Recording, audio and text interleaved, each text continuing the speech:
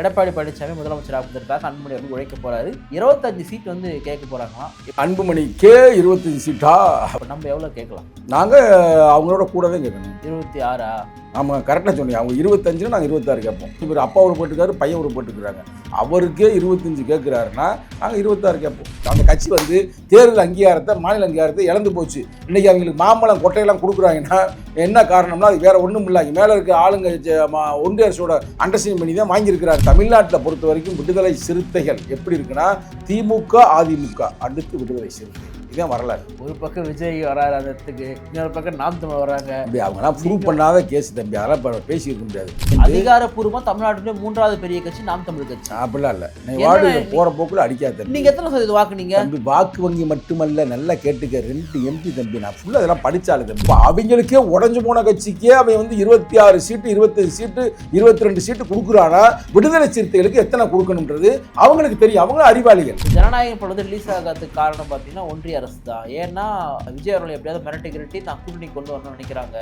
இல்லை இன்னொரு பக்கம் வந்து திமுகவே பிஜேபி கூட மறைமுக கூட்டணி வச்சு அவரை வந்து ஏற கட்டத்துக்கு ஒரு வேலையை பாருங்கன்னு சொல்லிட்டு கொடுத்துருக்காங்கன்னு சொல்கிறாங்க. தம்பி இது வரைக்கும் நீங்கள் சில கருத்துக்கள் கேட்டீங்க. இது கொஞ்சம் நுட்பமான கருத்து. பாவம் சொல்லுவோம். தம்பி விஜய் படத்தை பார்க்குறது நானே ஆர்வமாக இருக்கிறேன். கெடுக்கிற மாதிரி இப்போ வந்து இன்னமும் இது கொடுக்காம இருக்கிறாங்க சென்சார். ஆனால் சென்சார் எப்படி கொடுத்துருவாங்கன்னு நம்புகிறேன். கொடுத்துமே நம்ம சொல்ல போய் படத்தை பார்த்துருவோம். அதில் மாட்டு கருத்து இல்லை. ரஷ்யர் ஆனால் ஓட்டு குத்த மாட்டான்.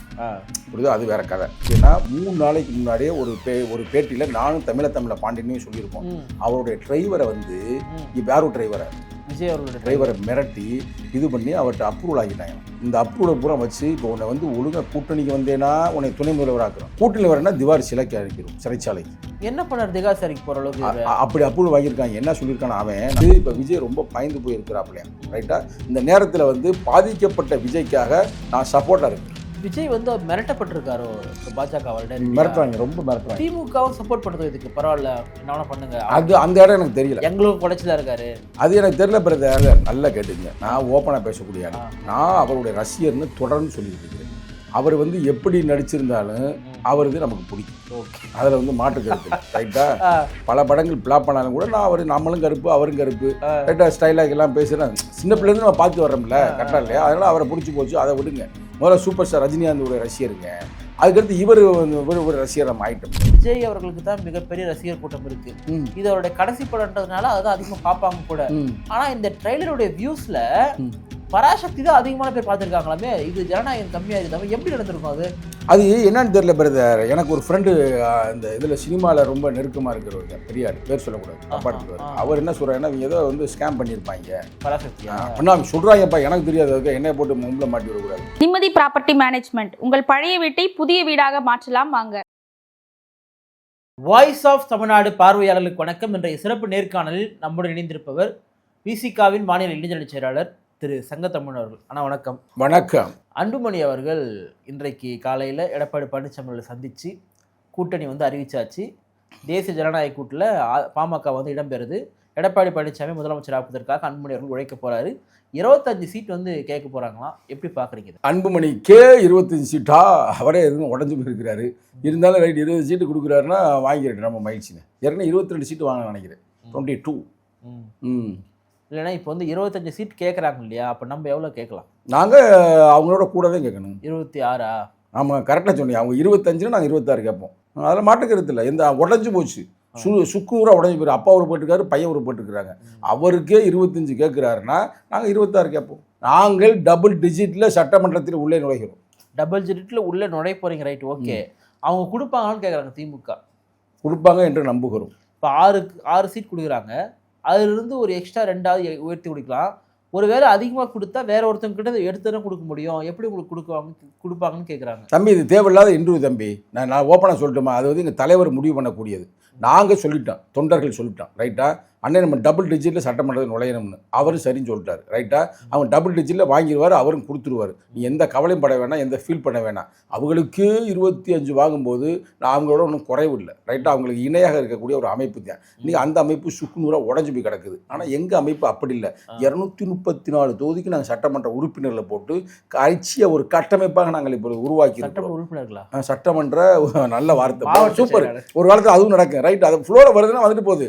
234 சட்டமன்ற தொகுதி மாவட்ட செயலாளர்கள். சரிங்களா? 234க்கு இதெல்லாம் உலகத்துல யாருமே செஞ்சிருக்க மாட்டாங்க. இது ஒரு சயின்ஸ் பிரதர். விஜய் கட்சியிலுமே போட்டிருக்காங்க. அப்படிலாம் போடல. அப்படிதான் போட்டிருக்காங்க. இல்ல பிரதர், எங்கள்கிட்ட கேளுங்க. அவங்களாம் வந்து 180 சம்திங் தான் மாவட்ட செயலரை போட்டது. அதுல ஒருத்தன் கூட தலித் இல்ல. அது ஒரு பெரிய சோகமான கதை. ஒரு ஆளு தலித் இல்ல அங்க போட்டிருக்க. மாவட்ட தகவல் நான் 100 தவறு தப்பா பேசக்கூடிய ஆளு சங்கத்தமிழ். ரைட்டா? நீ வேணா இப்ப சேலஞ்ச் பண்ற எடுத்து காட்டுறேன். ஒரு ஆள் இல்ல. ஆனா கட்சியில வந்து மாநில லெவல்ல இருக்கிறாங்க. ஒரு 4 பேர் இருக்கிறாங்க. எனக்கு பேரே தெரியும். அப்ப அவ்வளவுக்கு நான் சொல்றேன், யாரும் உங்களுக்கு தெரியாத தம்பி. என்ன தம்பி, அவங்க வேற பாவம் அமைய சேர்ந்திருக்காங்க. அவங்கள வேற சொல்லிவிட்டு கெடுத்துடக்கூடாது. 4 பேர் கொடுத்துருக்காங்க இப்ப உச்ச அதிகாரத்துல. அது பாராட்டுக்குரியது. ஒரு மாவட்ட செயலர் கூட போடல. ஆனால் விடுதலை சிறுத்தைகள் 234ல இளைஞர்களுக்கு வாய்ப்பு கொடுத்திருக்கிறோம், நான் தலித்துகளுக்கு வாய்ப்பு கொடுத்திருக்கிறோம், இஸ்லாமியர்களுக்கு வாய்ப்பு கொடுத்திருக்கிறோம், சம பங்குகளை அதிகாரத்தை பகிர்ந்தளிக்கிறான். ஆனால் இது வரலாற்றில் ஒரு சயின்டிஃபிக்கான ஒரு கட்சி. அதாவது சயின்டிஃபிக் உடைய ப்ராஜெக்ட் மேனேஜ்மெண்ட்ல நான் அதில் படித்து பல பட்டங்களை வாங்கினேன். அதில் ஒர்க்கிங் பிரேக் டவுன் ஸ்ட்ரக்சர் இருக்கு, WBS, working breakdown structure. அது எப்படின்னா ஒர்க்குகளை, வேலைகளை பகிர்ந்தளிக்க வேண்டும். பகிர்ந்து அளிப்பது மட்டும் அல்லாமல் ரோல் அண்ட் ரெஸ்பான்சிபிலிட்டி, இவருக்கு என்ன ரோல், என்ன ரெஸ்பான்சிபிலிட்டி, என்ன எல்லைகளை வகுக்க வேண்டும். அப்போதான் அவங்களுக்கு ப்ரொடக்டிவிட்டி நிறைய வாங்க முடியும். இதெல்லாம் சயின்ஸ். ரைட்டா? Application of knowledge, skills and tools and technical provide for necessary action. இதெல்லாம் விடுதலை சிறுத்தைகள். என்ன நல்லா பேசுறீங்க? என்ன பேசுறேன்? நல்லா பேசுறேன். நான் ப்ராஜெக்ட் மேனேஜ்மெண்ட் படிச்சாலும் திரும்பி அமெரிக்கா பல்கலைக்கழகத்தில் PMP பட்டம் வாங்கின ஆளை தான் கொண்டாந்து இப்போ நான் அரசியல் இருந்துக்கிட்டு இருக்கிறேன். அப்புறம் சரி, discipline of planning, organizing, motivating, control and resource achieve the specific goals. அதுதான் இப்போ விடுதலை சிறுத்தைகள் ஒவ்வொருத்தையும் நாங்கள் பிரிக்கிறோம். பிரித்து 234 போட்டிருக்கோம்னா 2031 ஆட்சி அதிகாரத்தை கைப்பற்றுவதற்கான செயல் திட்டத்தை எங்கள் தலைவர் முன்னுணர்ந்து ஃபோர்காஸ்டிங்காக இப்போ ப்ரொவைட் பண்ணியிருக்கிறார். சரி, இப்போ நீங்கள் வந்து விசிகா வந்து திமுக கூட்டணியில் இருக்கிறீங்க. உங்கள் கூட்டணியில் எந்த கட்சியுமே இது வரைக்கும் வெளியே போகாமல் இருக்கிறாங்க, அப்படியே அடர்த்தியாக தான் இருக்கிறாங்க. அதிமுக பாஜகவோட இருக்காங்க. இன்னைக்கு வந்து பாமகவும் உள்ள வந்துருச்சு. கிட்டத்தட்ட தேமுதிகவே வந்துன்னு சொல்றாங்க. அப்போ அதுவுமே ஒரு வலிமையான ஒரு கூட்டணி கட்சியாக தானே பார்க்கப்படும். இப்போ நீங்கள் சொன்ன மாதிரி பாமக நீங்களும் கம்பேர் பண்ணும்பொழுது ரொம்ப குறைவானதெல்லாம் கிடையாது. அவங்களுக்கு எந்த கட்சியில் போனாலும் உங்களோட 10 சீட் அதிகமாக தான் கொடுத்துட்டு இருக்காங்க. ஏன்னா ஒரு அடர்த்தியான வாக்கு வங்கியை வந்து நிரூபிக்கிறாங்கன்ற காரணத்திற்காக. அப்போ வந்து சீட் வைஸ் வந்து பார்த்தீங்கன்னா வட மாவட்டங்களில் எல்லாம் தப்பாக பேசிக்கிறது. அடர்த்தியை எங்கிட்ட நிரூபிச்சாங்க, ஒரு காலத்தில் நிரூபிச்சாங்க, இப்போ எங்கே நிரூபிக்கிறாங்க? புறக்கணிக்கப்படுகிறார்கள். அந்த கட்சி வந்து தேர்தல் அங்கீகாரத்தை, மாநில அங்கீகாரத்தை இழந்து போச்சு. இன்னைக்கு அவங்களுக்கு மாம்பழம் கொட்டையெல்லாம் கொடுக்குறாங்கன்னா என்ன காரணம்னா அது வேற ஒன்றும் இல்லை. மேலே இருக்க ஆளுங்க ஒன்றிய அரசோட அண்டர்ஸ்டாண்டிங் பண்ணி தான் வாங்கியிருக்கிறாங்க. அதெல்லாம் விடுங்க. இப்போ அது ஒன்றுமே இல்லைங்க, ஒன்றுக்கு உதவாமல் போயிடுச்சுங்க, கட்சியை நசிஞ்சு போச்சுங்க. அப்போ அதை பற்றி நம்ம பேச தேவையில்லை. ரைட்டா? சும்மா போகிற போக்கில் அது ஒரு காலத்தில் இருந்துச்சு. இன்னைக்கு தமிழ்நாட்டில் பொறுத்த வரைக்கும் விடுதலை சிறுத்தைகள் எப்படி இருக்குன்னா திமுக, அதிமுக, அடுத்து விடுதலை சிறுத்தைகள். இதான் வரலாறு. ஒரு பக்கம் விஜய் வராரு, அதற்கு இன்னொரு பக்கம் நாம் தமிழ் வராங்க. அவங்களாம் ப்ரூவ் பண்ணாத கேஸ் தம்பி, அதெல்லாம் பேசி இருக்க முடியாது. அவர் தனியாக நிற்கிறாருப்பா. அவர் எந்த காலத்திலையும் ஆட்சி அதிகாரத்துக்கு வர வாய்ப்பே இல்லை. அவர் ப்ரூவ் பண்ணியிருக்காரு. நீங்க அவர் தனியாக நிற்கிறாருப்பா. அவர் தனியாக அதிகாரப்பூர்வமாக தமிழ்நாட்டிலே 3வது பெரிய கட்சி நாம் தமிழ் கட்சி. அப்படிலாம் இல்லை. நீ வார்டு போற போக்குல அடிக்காத. நீங்க எத்தனை சதவீதம் வாக்குனீங்க தம்பி? வாக்கு வங்கி மட்டுமல்ல, நல்லா கேட்டுக்க, 2 MP தம்பி. நான் ஃபுல்லா அதெல்லாம் படிச்சாலும் தம்பி. நீங்க சொல்றது சீமான் கட்சி வந்து அங்கீகாரம் வாங்கிருச்சு. இப்ப நிகழ்காலத்துல அதிகாரத்தை வாங்கினது 2 கட்சி தான் தம்பி. ஒண்ணு வந்து சீமான் கட்சி, அது தனியா அவரா நின்று அவரா ஜெயிச்சிருக்காரு. ஆமா, மத்த சொல்றத கேளு, பண்ணாத. ரைட்டா? இது வந்து திராவிட முன்னேற்ற கழகம் மட்டும் இல்லை, நாங்கள் பல பேர் சேர்ந்து நாங்கள் அங்கேயே அடைஞ்சிருக்கிறோம். ஆனால் அவங்க எங்களால் ஆட்சியை பிடிச்சிருக்கிறாங்க. அவரால் தான் ஆட்சியை பிடிச்சிருக்காங்க. அது கேட்கறதுக்கு யார்கிட்ட பேசுமே பேசாத சங்கத்தமிட்ட வந்து நான்லாம் வந்து அரசியலை வந்து கரைச்சி குடிச்சேன். நல்லா கேட்டுக்க, எங்கனாலதான் அவங்க ஆட்சி அதிகாரத்தில் இருக்கிறாங்க, அவங்கனால நாங்க அங்கேயே அடைஞ்சிருக்கிறோம். அது மட்டும் இல்லாமல் 2 MP இன்னைக்கு இருக்கிற நிகழ்காலத்தில். அப்ப திருப்பியும் சொல்றேன், தப்பு பேசாத நல்ல தம்பி, தப்பா செய்தியை பரப்பி விட்டுறாது எங்கேயாவது. முதல் நல்லா ஸ்ட்ராங்கான கட்சி திமுக அடிச்சு அதிமுக, அதுக்கு அடுத்து விடுதலை சிறுத்தைகள். நிகழ்காலத்தில் இன்னைக்கு பேசிக்கிறேன் என்ன டைம். ஆனா மாறும் வரலாற்று. டக்குன்னு கூட நாங்கள் ஆளுங்கட்சியா கூட போகலாம், நாளைக்கு வீழ்ச்சி வரலாம். அது எடுக்கிற ஸ்ட்ராட்டஜியை பொறுத்து அதை நான் ஏற்றுக்கிறேன், மறுக்கக்கூடிய இல்ல. நிகழ்காலத்தில் நாங்கள் இருக்கிறோம். அப்போ அவங்களுக்கே உடஞ்சு போன கட்சிக்கே அவன் வந்து 26 சீட்டு, 25 சீட்டு, 22 சீட்டு கொடுக்குறானா, விடுதலை சிறுத்தைகளுக்கு எத்தனை கொடுக்கணுன்றது அவங்களுக்கு தெரியும். அவங்களும் அறிவாளிகள், அவங்கள அவங்க கண்டுபிடிச்சுக்குவாங்க. திமுக அவங்க தானே இப்போ கூட்டணி நாங்கள் இருக்கிற மதச்சார்பு கூட்டணியில் 6 கொடுக்குறாங்க.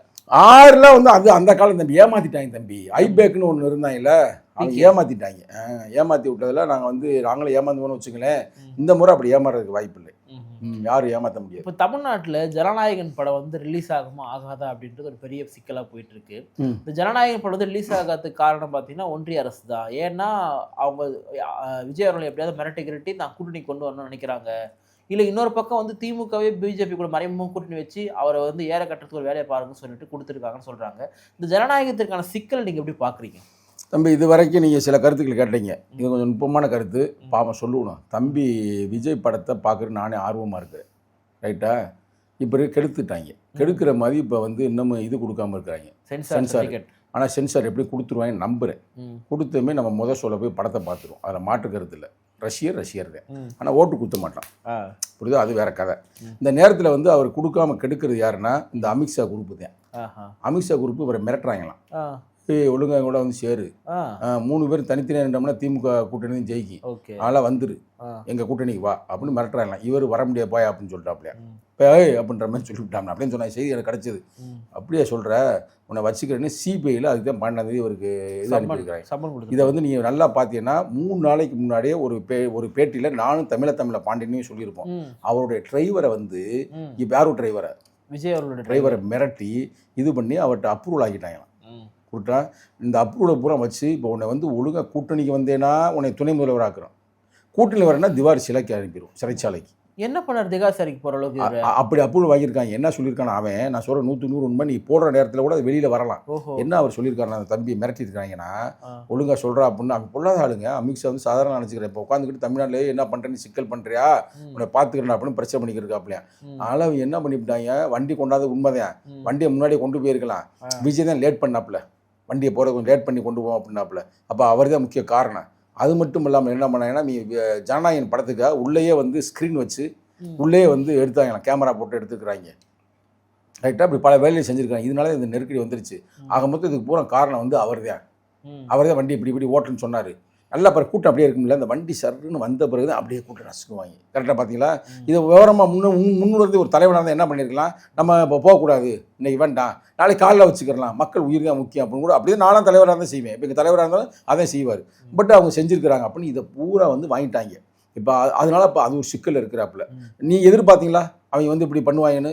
ஏன்னா வேறு ஒன்றுமே இல்லை. இப்போ இதை ஒத்துக்கிட்டு சரிப்பா ரைட் நான் உங்களை கூட்டணி வந்துடுறேன் அப்படின்னா, எப்படி மகாராஷ்டிராவில் ஏக்நாத் சிண்டேக்கு உருவாச்சுல, பல கோடினாங்க கொள்ளையடிச்சு. இப்போ வந்து வாஷிங் மிஷினில் போட்டு சுத்தப்படுத்தி டக்குன்னு வந்து இவர் தான் அடுத்து மாதிரி. எஸ், அது மாதிரி எப்படி நீ பார்த்துக்கிற ஒன்றும் பிரச்சனை இல்லை, அறிவாளி இல்லை, உங்களுக்கு இது பூரா எல்லாம் தெரியுங்களா, அது மாதிரி இல்லை எது மாதிரி உங்களுக்கு தெரியும். அதுமாதிரி அவனை வந்து இப்போ சோழியை முடிச்சாங்க இல்லை, அது மாதிரி இவரை முடிப்பாங்க. இல்லைன்னா நேராக சிறைச்சாலைக்குள்ளே போடுவாங்க. இவர் சிறைச்சாலையில் போய் உண்மையிலே நான் குற்றவாளி இல்லை அப்படி நிரூபிச்சுட்டு வர்றதுக்குள்ளேயுமே இவங்க வந்து எடப்பாடியை வச்சு வேறு சோழியை முடிச்சிருவாங்க. அதனால் வந்து இப்போ விஜய் ரொம்ப பயந்து போயிருக்கிறாப்லையா. ரைட்டா? இந்த நேரத்தில் வந்து பாதிக்கப்பட்ட விஜய்க்காக நான் சப்போர்ட்டாக இருக்கிறேன். விஜய் வந்து மிரட்டப்பட்டிருக்காரோ இப்போ பாஜக மிரட்டுறாங்க, ரொம்ப மிரட்டுறாங்க. திமுகவும் சப்போர்ட் பண்ணுறது இதுக்கு பரவாயில்ல, என்ன பண்ணுங்க, அது அந்த இடம் எனக்கு தெரியல. எங்களுக்கும் குடைச்சலா இருக்காரு, அது எனக்கு தெரியல பிரதர். சரிண்ணா, இப்போ நீங்கள் வந்து பராசக்தி ட்ரைலரும் நீங்கள் பார்த்துருப்பீங்க, ஜனநாயகன் ட்ரைலரும் பார்த்துருப்பீங்க. தனிப்பட்ட முறையில் ரெண்டுத்துல எது உங்களுக்கு நல்லா இருந்துச்சு நீங்கள் பார்க்கும்போது? பிரதர் நல்லா கேட்டுங்க, நான் ஓப்பனாக பேசக்கூடிய ஆள். நான் அவருடைய ரசிகர்னு தொடர்ந்து சொல்லிக்கிட்டு இருக்கிறேன். அவர் வந்து எப்படி நடிச்சிருந்தாலும் அவருக்கு நமக்கு பிடிக்கும், அதில் வந்து மாற்று கருத்து இல்லை. ரைட்டா? பல படங்கள் பிளாப் பண்ணாலும் கூட நான் நம்மளும் கருப்பு அவரும் கருப்பு, ரைட்டா, ஸ்டைலாக எல்லாம் பேசுகிறேன். சின்ன பிள்ளைலேருந்து நம்ம பார்த்து வர்றோம்ல, கரெக்டாக இல்லையா? அதனால் அவரை பிடிச்சி போச்சு, அதை விடுங்க.